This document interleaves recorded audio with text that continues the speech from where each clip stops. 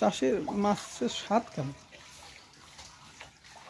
ওই বললাম না যে তো আমিও তো ওই যে এমনি যে খাবার খাবার ডায়গ্রাম তো আর কি বুঝছি না, খুব একটা বুঝাই না।